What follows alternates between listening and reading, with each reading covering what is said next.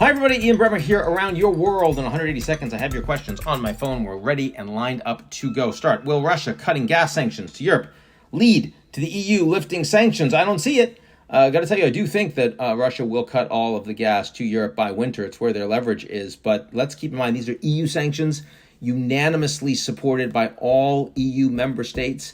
That means that individual countries that don't like them don't suddenly break from them. The EU would have to come to that agreement. They're not going to. We've gone through 7 rounds now.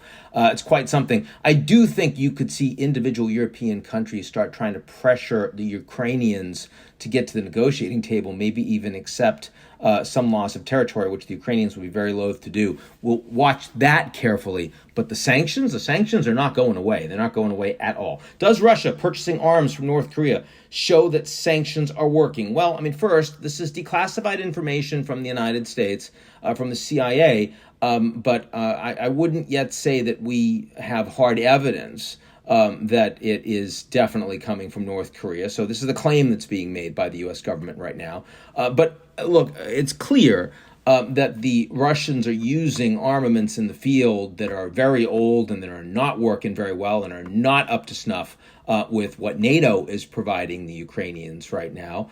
And it's also clear that the Russians have been trying to get a lot of military support from China, and they failed because the Chinese do not want to be tarred with the same brush and the same sanctions brush, go back to the last question, as the Russians have. And who does that leave? Rogue states like Iran and North Korea. So yeah, I definitely think it shows that sanctions are working. Finally, what changes will the new Prime Minister, Liz Truss, bring to the United Kingdom? Well, in the early days, they are facing the worst economic challenges of the entire G7. They have not been engaged in stockpiling energy for the winter. They don't get any energy really from Russia at this point, but they're facing the same supply chain challenges and price challenges that all the other countries are, and they are not set up for it. So she's going to put through a £100 billion deal to effectively reduce the costs on consumers right now that they're going to have to pay back. They're also planning on reducing corporate tax.